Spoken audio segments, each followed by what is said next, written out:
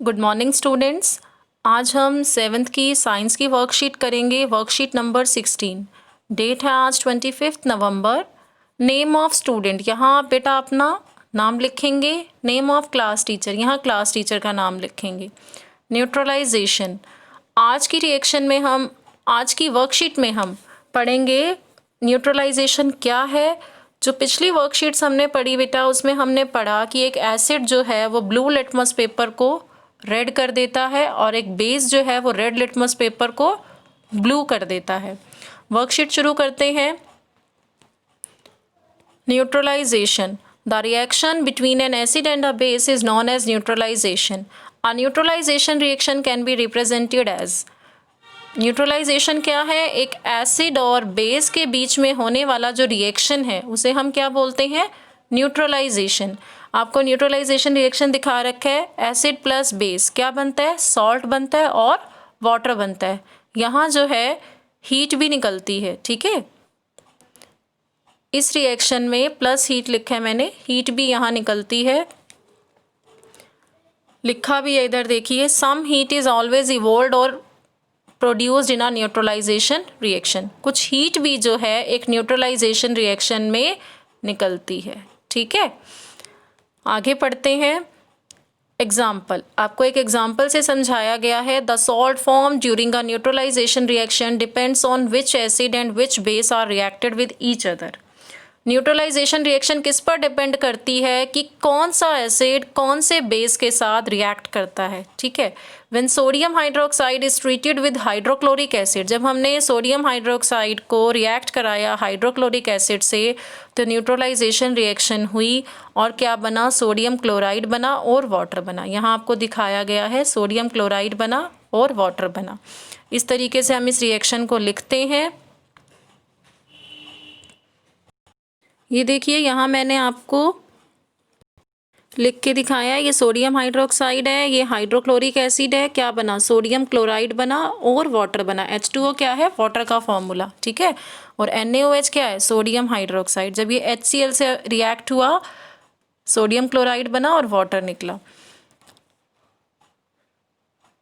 Salt produce may be acidic, basic और neutral in nature. जो यहाँ सॉल्ट बनता है, ये जो सोडियम क्लोराइड हमें मिला, ये नेचर में एसिडिक भी हो सकता है, बेसिक भी हो सकता है और न्यूट्रल भी। एसिडिक मीन्स कि अगर हम ब्लू लिटमस पेपर डालें तो वो रेड हो जाए, इट मीन्स जो आपका सोल्यूशन है वो क्या है? एसिडिक है। और बेसिक मीन्स अगर आप रेड लिटमस पेपर से टेस्ट करें तो रेड लिटमस पेपर आपका ब्लू हो जाए। और न्यूट्रल मीन्स किसी भी लिटमस पेपर पे जब आपको कोई भी चेंज ना दिखे, ठीक है, ना तो ब्लू लिटमस पेपर से कोई चेंज आए ना रेड लिटमस पेपर से, तो आप उस सोल्यूशन को क्या बोलेंगे? ये सोल्यूशन कैसा है नेचर में? इसका नेचर क्या है? न्यूट्रल है। ना तो इसमें ब्लू लिटमस पेपर से कोई चेंज आ रहा है ना रेड लिटमस पेपर से, तो ये नेचर में न्यूट्रल है। एक्टिविटी आगे आपको एक दी गई है। Take 1/4 of a test tube with dilute hydrochloric acid. Dilute means जिसमें वाटर ज़्यादा हो, क्वांटिटी ऑफ वाटर ज़्यादा हो और एसिड कम हो। तो आपको एक टेस्ट ट्यूब का 1/4 उसमें क्या लेना है? डाइल्यूट हाइड्रोक्लोरिक एसिड, HCl बोलते हैं हाइड्रोक्लोरिक एसिड को। हाइड्रोक्लोरिक एसिड सोल्यूशन कैसा होता है? कलरलेस होता है बेटा, कोई कलर नहीं होता है इसका। उसके बाद 2 और 3 ड्रॉप्स ऑफ फिनोफ्थलीन की डालेंगे। फिनोफ्थलीन एक इंडिकेटर है, जो हमने पिछली वर्कशीट्स करी उसमें हमने नेचुरल इंडिकेटर्स पढ़े। टर्मरिक उसमें हमने पढ़ा, चाइना रोज़ के बारे में पढ़ा। तो यहाँ हमें फिनोफ्थलीन लेना है और उस टेस्ट ट्यूब में जिसमें हमने हाइड्रोक्लोरिक एसिड डाला है, आप फिनोफ्थलीन डाल रहे हैं, उसके बाद उसमें 2-3 ड्रॉप्स। और फिनोफ्थलीन भी क्या है? also colorless. There is no change in the color of phenolphthalein indicator on adding it to the hydrochloric acid solution. जब आपने हाइड्रोक्लोरिक एसिड सोल्यूशन में फिनोफ्थलीन डाला है तो कलरलेस ही रहा है वो। एसिड भी कलरलेस था, फिनोफ्थलीन भी कलरलेस था। फिनोफ्थलीन ऐड करने के बाद एसिड में कोई चेंज नहीं दिख रहा कलर में, अभी भी ये कैसा है? कलरलेस है। उसके बाद हमने इस टेस्ट ट्यूब में बेस डालना शुरू किया, ठीक है। यहाँ NaOH सोडियम हाइड्रोक्साइड ये है, बेस डालना हमने शुरू किया। Take sodium hydroxide solution in a dropper, add the sodium hydroxide solution to hydrochloric acid in test tube drop wise.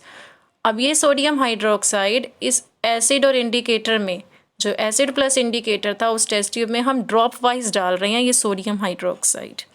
Continue to add sodium hydroxide solution drop by drop till a light pink color just appear in the solution in the test tube. आप इस sodium hydroxide को drop by drop तब तक हम डालते रहेंगे जब तक कि हमें इसमें लाइट पिंक कलर ना दिखने लग जाए, ठीक है। जैसे ही हमें यहाँ लाइट पिंक कलर दिखने लगेगा तब हम इस सोडियम हाइड्रोक्साइड को ऐड करना स्टॉप कर देंगे, बंद कर देंगे और सोडियम हाइड्रोक्साइड सोल्यूशन इसमें नहीं डालेंगे। At this stage, all the hydrochloric acid taken in the test tube has been completely neutralized by sodium hydroxide base. जितना भी हाइड्रोक्लोरिक एसिड था, जब आप इसमें NaOH, देखिए मैं आपको समझाती हूँ यहाँ, जब आप इसमें NaOH यहाँ डाल रहे थे ड्रॉप बाय ड्रॉप, ठीक है, आपको शुरू में कोई चेंजेस नहीं दिखेंगे। आपको कुछ टाइम के बाद जब आप ड्रॉप बाय ड्रॉप डालते रहेंगे तब लाइट पिंक कलर दिखेगा।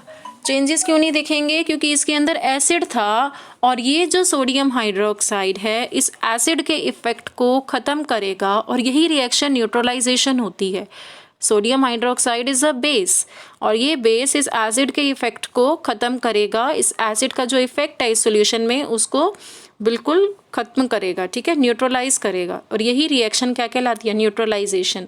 फिर जब इसने एसिड के इफ़ेक्ट को ख़त्म किया और तब सोडियम हाइड्रोक्साइड जो है फिर भी हम ड्रॉप बाय ड्रॉप डाल रहे हैं और जब सोडियम हाइड्रोक्साइड इसमें एसिड के इफ़ेक्ट को ख़त्म करने के बाद अपना इफ़ेक्ट शो करेगा वो इंडिकेटर के साथ, ठीक है। सोडियम हाइड्रोक्साइड अपना इफ़ेक्ट दिखाएगा फिर फिनोल्फ्थलीन के साथ और तब ये हमें लाइट पिंक कलर शो करेगा, ठीक है।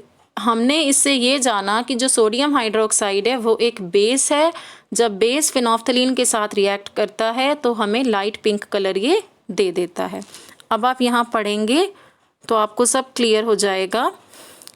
At this stage, all the hydrochloric acid taken in the test tube has been completely neutralized by sodium hydroxide base. Neutralize हुआ वो और एक neutralization reaction has been taken place in the test tube.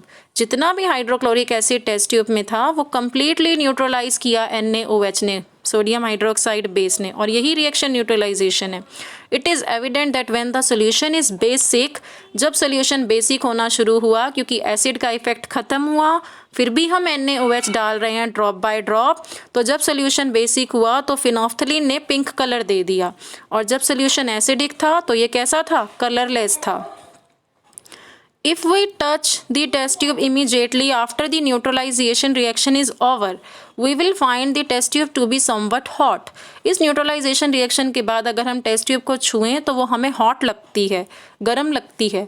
This is because some heat is evolved during the neutralization reaction. कुछ heat evolve होती है, निकलती है इस न्यूट्रलाइजेशन रिएक्शन में और यही हीट जो है वो इस रिएक्शन का टेम्परेचर बढ़ा देती है जिससे हमें टेस्ट ट्यूब हॉट फील होती है, ठीक है। हम इस वर्कशीट के क्वेश्चन आंसर देख लेते हैं। हमारा पहला क्वेश्चन है what name is given to the reaction in which an acid react with the base to form salt and water. तो इसका आंसर आएगा न्यूट्रलाइजेशन रिएक्शन। ये फर्स्ट का आंसर आप लिखेंगे, ठीक है। न्यूट्रलाइजेशन रिएक्शन होती है ये जब एक एसिड एक बेस से रिएक्ट करता है और क्या बनाता है? सॉल्ट और वाटर।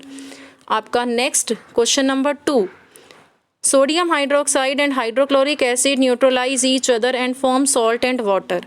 ये ट्रू है या फॉल्स है? तो हमने पढ़ा कि सोडियम हाइड्रोक्साइड जब हाइड्रोक्लोरिक एसिड के साथ न्यूट्रलाइज करता है सॉल्ट और वाटर बनता है, ये ट्रू है।